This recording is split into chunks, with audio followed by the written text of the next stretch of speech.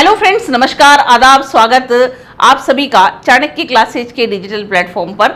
दोस्तों, super duper dose श्रृंखला के अंतर्गत आज हम पढ़ने जा रहे हैं मुद्रा प्रणाली के बारे में, या मुद्रा क्या है इसके बारे में डिस्कस करेंगे। काफ़ी इंटरेस्टिंग टॉपिक है ये। तो देखिए, करेंसी या मुद्रा ये तो दोस्तों बाद में आई, और ये जो है करेंसी किसे अच्छी नहीं लगती है, नोट किसे अच्छे नहीं लगते हैं, है ना। ये हमारी सारी ज़रूरत को कंप्लीट करते हैं और इसको पाने के लिए ही तो हम ये सारा स्ट्रगल कर रहे हैं। लेकिन जब करेंसी नहीं थी, मुद्रा नहीं थी, उस समय क्या हुआ करता था। तो जब शुरुआत की बात करते हैं ना दोस्तों, तो पहले क्या होता था, वस्तु विनिमय होता था। वस्तु विनिमय होता था। तो ये देखिए, वस्तु विनिमय को इंग्लिश में क्या कहते हैं, बार्टर सिस्टम कहते हैं। बार्टर सिस्टम जो था वो सुविधाजनक नहीं था दोस्तों। कैसा था, कंफर्टेबल नहीं था। फॉर एग्जाम्पल, अगर हम मान लेते हैं कि ये दो बंदे हैं, एक है एक्स और एक है वाई, और एक्स के पास जो है चावल है और इसके पास जो है, इसके पास मान लेते हैं हम सब्जियां हैं, वेजिटेबल्स हैं, ठीक है। तो अब चावल इसके पास जो है उसकी अगर चाहता है कि मुझे सब्जियां खरीदनी है, तो वो ये आइडिया नहीं लगा सकता था कि उसे कितना जो है चावल देना है, या कितने चावल के बराबर कितनी सब्जी आ सकती है। और छोटी छोटी चीज़ों में तो कुछ चलिए हम कंफर्टेबल भी होते थे। बड़ी जब चीज़ें होती है, मान लीजिए किसी के पास भेड़ हो और एक आदमी के पास ऊँट हो, और मुझे ऊँट चाहिए, तो मैं कितनी भेड़ दूँ कि मैं उस ऊँट को ले पाऊँ। तो ये जो था इजी नहीं था, इसलिए लोगों ने इसका ऑप्शन ढूंढना शुरू कर दिया, या इसका विकल्प ढूंढना शुरू कर दिया। तब जाकर किसका आविष्कार होता है, मुद्रा का। ऐसा बताया गया कि सबसे पहले जो है ना, रोम में एक देवी थी, देवी का मंदिर था, मिनोटा देवी का मंदिर। वहां पर एक टकसाल, जिसको आप मिंट बोलते हैं, डाली जो है लगाई गई, और वहीं पर जो है जो कॉइन या सिक्का बनाया गया था। तब जाकर के इसको क्या नाम दे दिया गया, मिनोटा देवी का मंदिर था, इसलिए हम इसे क्या कहने लग गए, मनी कहने लग गए। अब बात हम कर रहे हैं किसकी दोस्तों, मुद्रा की। बड़े खूबसूरत लग रहे हैं ना आपको नोट, 500, 2000, 200 और 50 जो नए नोट आए हैं, उनकी पिक्स यहाँ पर लगी हुई है दोस्तों।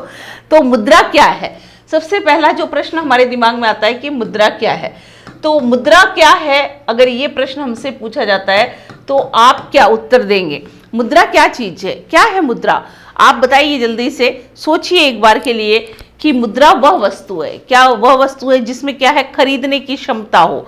क्या है वह वस्तु जो क्या करती है, इसका आंसर हम क्या लिखेंगे, वह वस्तु जो क्या करती है, जो खरीदने की क्षमता रखती है ना, या जिसमें क्या हो, खरीदने की क्षमता हो, जो खरीदने की क्षमता रखती हो या खरीदने की क्षमता हो, ये क्या कहलाता है, मनी कहलाता है। या हम ऐसा कह सकते हैं कि मुद्रा क्या है, ये विनिमय का साधन है। ये भी आप कह सकते हैं कि मुद्रा क्या है, विनिमय का साधन है।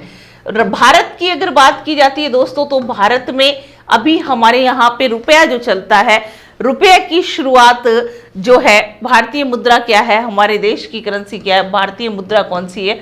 भारतीय मुद्रा जो है दोस्तों, वो क्या है, रुपया है। क्या है, रुपया। और रुपया जिसका सिंबल आप इस तरीके से देखते हैं, ये रहता है, ये सिंबल है रुपया का।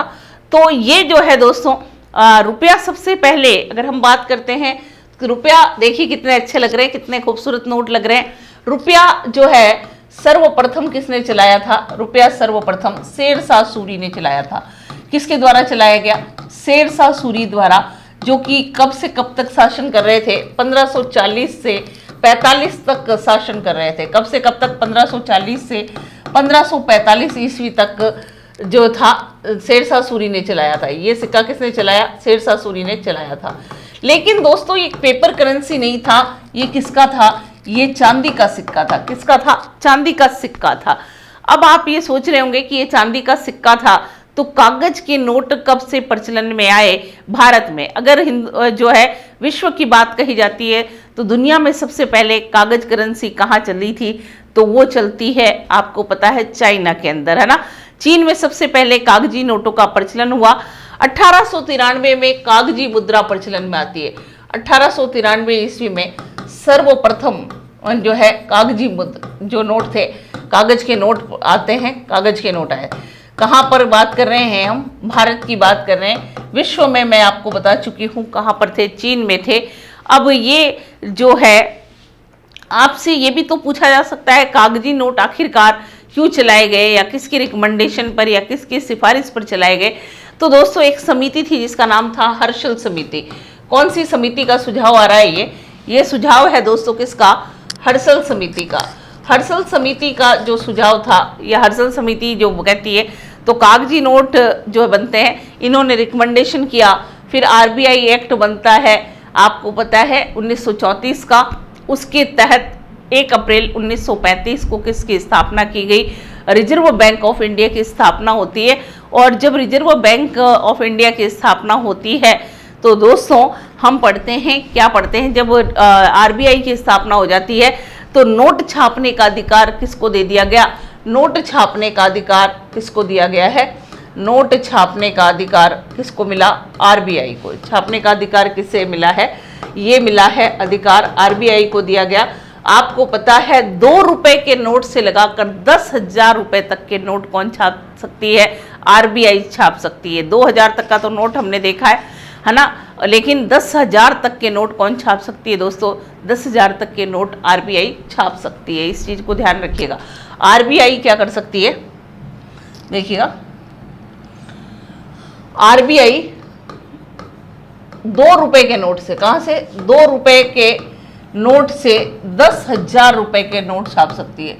10,000 रुपए तक के नोट छाप सकती है। इसके पास ये जो है अधिकार है, ये आरबीआई जो है ये इसको छाप सकती है। अब आप सोच रहे होंगे कि जो है 2 रुपए से लगाकर ये जो है 10,000 तक के नोट छाप सकती है, तो अच्छी बात है। तो 1 रुपए का नोट कौन जारी करता है? ये भी प्रश्न हमारे दिमाग में आ रहा है। तो 1 रुपए का जो नोट होता है ना दोस्तों, किसके द्वारा जारी किया जाता है? वित्त मंत्रालय द्वारा। किसके द्वारा? 1 रुपए का जो हम पढ़ते हैं, 1 रुपए का नोट कौन जारी करता है? नोट वित्त मंत्रालय द्वारा। वित्त मंत्रालय द्वारा जो है आपके क्या किया जाता है? जारी कर दिया जाता है। अब और अगर पूछ रहे कि इस पर सिग्नेचर किसके होते हैं? 1 रुपए के नोट पर, जो 1 रुपए का नोट है, इस पर सिग्नेचर किसके होते हैं? इस पर सिग्नेचर होते हैं दोस्तों वित्त सचिव के। किसके सिग्नेचर होंगे? वित्त सचिव के सिग्नेचर होंगे। क्लियर हुआ? वित्त सचिव के हस्ताक्षर हो गए। अब जो है हमने बात की कि 2 रुपए के नोट से लगा करके क्या है 10,000 तक के नोट कौन छाप सकती है? आरबीआई। और आरबीआई जो नोट छापती है ना, तो प्रत्येक नोट पर, मैं किसकी बात कर रही हूँ? इस पर। इसमें क्या है दोस्तों, भले आप इसको हाईलाइट करके लिख सकते हैं। प्रत्येक जो नोट है, प्रत्येक नोट पर क्या होता है? उसकी वैल्यू, हर जो नोट है प्रत्येक नोट पर उसका मूल्य 17 भाषाओं में अंकित होता है। 17 भाषाओं में लिखा होता है या 17 भाषाओं में अंकित होता है। अब 15 भाषा मैंने क्यों लिखी है ये भी देखिएगा, अंकित रहता है। तो देखिए यहाँ पे बताती हूँ, 15 जो भाषाएं हैं ये तो है 15 संवैधानिक भाषाएं। संवैधानिक भाषाएं जो है मान्यता जिनको मिली है, 1 हिंदी और 1 इंग्लिश। तो जोड़ के देख लीजिए टोटल कितनी हो गई? 17। 1 हिंदी और भाषा लैंग्वेज है, और दूसरा लैंग्वेज जो है आपके कौन सा है? इंग्लिश भाषा में वो लिखा रहता है। तो टोटल उस पर उसकी वैल्यू कितनी भाषाओं में लिखी हुई हो गई दोस्तों? उसकी वैल्यू कितनी भाषा में हो गई? 17 भाषाओं में लिखी हुई होती है। किसकी? जो आपका नोट है उस पर उसकी वैल्यू, यानी 5 रुपए का नोट है, 10 का है, 2 का है, कितने का है, वो सब जो है कितनी भाषाओं में लिखा हुआ है? 15 तो संवैधानिक भाषाएं और 16वीं हो गई जो है इंग्लिश और हिंदी, इनको मिलाकर हो गई 17। तो 17 भाषाओं में आपके क्या लिखा गया है? उसकी वैल्यू को लिख दिया जाता है। अब भारत में आज़ादी के बाद, यानी 1950 की बात कर रही हूँ मैं। भारत में अगर दोस्तों हम पढ़ते हैं आज़ादी के बाद की बात, तो देखिएगा हम बात कर रहे हैं किसकी? भारत में स्वतंत्रता के पश्चात। अब आप कह रहे होंगे आज़ादी के बाद की बात कैसे कर रहे हैं हम? स्वतंत्रता के पश्चात क्या होता था? आप देखते थे ना जो नोट होते हैं, 1950 की बात कर रही हूँ मैं। तो क्या होगा दोस्तों? 1950 की बात कर रहे हैं, 1950 की बात है ये। और उस समय की घटना क्या होती है कि 1950 में अन्ना श्रृंखला के सिक्के जारी किए गए। 1950 से अन्ना श्रृंखला के सिक्के जारी किए गए। अन्ना श्रृंखला के सिक्के जारी किए गए। अब आप समझ गए, आना 2 आना है ना के सिक्के जारी किए गए। ये तो बात थी कब की, 1950 की सिक्के जारी किए गए। फिर उसके बाद हम क्या पढ़ते हैं दोस्तों कि ये तो आना वाले हो गए, 1 आना 2 आना 4 आना, मतलब 1 रुपए को मतलब कितने आना होते थे, 16 आना होते थे। लेकिन क्या होता है, जिसमें ब्रिटिश शासन, जो ब्रिटेन का शासक था, बांध और जो जौ की बालियां थी, उसका चित्र आपको देखने के लिए मिलता था। लेकिन 1954 की जब बात आती है, 1954 में दोस्तों क्या होता है, भारत में दशमलव प्रणाली, मुद्रा प्रणाली के अंतर्गत दशमलव प्रणाली को अपना लिया गया। कब से? 1954 से 1954 में क्या किया गया, जो है डेसिमल सिस्टम को या दशमलव प्रणाली को मुद्रा सिस्टम में अब जो है एक्सेप्ट कर लिया गया या स्वीकार किया गया। तो लिखिए 1957 में, 1957 में, है ना, क्या हुआ, 1957 की बात कर रही हूं मैं दोस्तों। भारत में दशमलव प्रणाली, भारत में दशमलव प्रणाली को अपनाया गया। कहां पर? मुद्रा सिस्टम में, मनी सिस्टम में अपनाया गया। अब 1 रुपए के कितने भाग हो गए? 100 भाग हो गए। 100 भाग यानी 1 रुपए में कितने पैसे हो गए? 100 पैसा। ये वाला सिस्टम जो है कब से चल रहा है? 1957 से चल रहा है। 1957 से ये जो है दोस्तों आपके चल रहा है। 1957 से भारत में दशमलव प्रणाली को अपना लिया गया। और 100 जो है थे, पहले कितने हिस्से होते थे? 16 हिस्से हुआ करते थे। अब इस जो पैसा आता है, अब जो करेंसी आती है, उससे हम क्या कहने लग गए? नया पैसा कहने लग गए। यानी अब पहले आना बोलते थे, अब क्या बोलने लग गए? हम पैसा बोलने लग जाते हैं। जुलाई 2011 की बात करते हैं। हमने पैसे सिक्के देखे थे, 10 पैसा भी था, 1 पैसा भी था, 2 पैसा भी मिलता था, 25 पैसा था, 50 पैसा था, है ना, इस तरह से पैसे होते थे। लेकिन हम बात कर रहे हैं कब की? जुलाई की बात कर रहे हैं। अब जुलाई कौन सा है? तो दोस्तों जुलाई है 2011। जुलाई 2011 से हम क्या देखते हैं कि 25 पैसे जो थे उससे कम वाले जो थे सिक्के वगैरह, ये क्या होते हैं, जो है प्रचलन से बाहर चले जाते हैं। और उससे जो है कम मूल्य के सभी सिक्कों को क्या कर दिया गया? प्रचलन से बाहर निकाल दिया गया है। क्या कर दिया गया? जो सिक्के हैं 25 पैसे से कम, ये 25 पैसे से कम जो थे उनको क्या कर दिया? कम पैसे जो के सिक्के जो थे प्रचलन से बाहर हो गए, प्रचलन से बाहर। अब ये सिक्के भी बाहर हो गए। उसके बाद हम क्या पढ़ते हैं? हाँ, और उसके बाद देखिए एक जो रुपए का सिंबल बना हुआ है, ये जो आप देखते हैं इस तरीके से, ये इस तरीके से लिखा हुआ है, ये भारतीय मुद्रा का प्रतीक है। क्या है? भारतीय मुद्रा का प्रतीक चिन्ह है। मुद्रा का प्रतीक चिन्ह आपने देखा है कब बनाया गया है? तो दोस्तों ये बनाया गया है 2010 में। 2010 में आईआईटी जो है बॉम्बे का एक स्टूडेंट था, या आईआईटी बॉम्बे के जो थे डी उदय कुमार, उन्होंने इसको डिजाइन किया। कब डिजाइन किया गया है? इसको डिजाइन किया गया 2010 में। आईआईटी मुंबई, ये कहाँ के हैं? आईआईटी मुंबई के डी उदय कुमार ने क्या किया? इसका डिजाइन तैयार किया। रुपए का डिजाइन किसने तैयार किया? इन्होंने, डी उदय कुमार ने इसका दोस्तों क्या कर दिया है? वो जो डिजाइन तैयार किया। अब डिजाइन भी तैयार हो गया। जब डिजाइन तैयार हो जाती है दोस्तों, तो भारतीय मुद्रा विश्व की 5वीं ऐसी मुद्रा है जिसका खुद का क्या है? अपना डिजाइन है, अपना प्रतीक है। लिखिएगा, भारतीय मुद्रा विश्व की 5वीं मुद्रा है। भारतीय जो है मुद्रा विश्व की 5वीं मुद्रा है। विश्व की 5वीं मुद्रा है जिसका स्वयं का प्रतीक है, खुद का जो लोगो है या अपना डिजाइन है आप कह सकते हैं। अब आप सोच रहे होंगे तो 4 और कौन सी है? तो देखो, यूरो चलता है यूरोप में। यूरो कहाँ का है? यूरोप का है। येन कहाँ का है? येन जो है दोस्तों, येन कहाँ का करेंसी है? येन करेंसी है जापान की। अगर बात करते हैं ब्रिटेन में क्या चलता है? पौंड चलता है। पौंड कहाँ की है? पौंड दोस्तों है ब्रिटेन की। कहाँ की है? ब्रिटेन की। डॉलर की बात कर लो तो डॉलर कहाँ का है? डॉलर है अमेरिका का। डॉलर कहाँ का है दोस्तों? डॉलर है अमेरिका का। ये जो चार हैं इनका खुद का डिजाइन है, खुद का लोगो है ना। ये जो है चार पहले से थे, 5वें नंबर पर भारत का जो है रुपया आ गया है, जिसका डिजाइन डी उदय कुमार ने 2010 में तैयार किया था। आईआईटी मुंबई से उनका संबंध रहा है। अब बात करते हैं नोट प्रिंटिंग प्रेस की। किसकी बात करती हूँ दोस्तों मैं? नोट प्रिंटिंग प्रेस की। तो देखिएगा नोट प्रिंटिंग प्रेस कहाँ कहाँ पर है।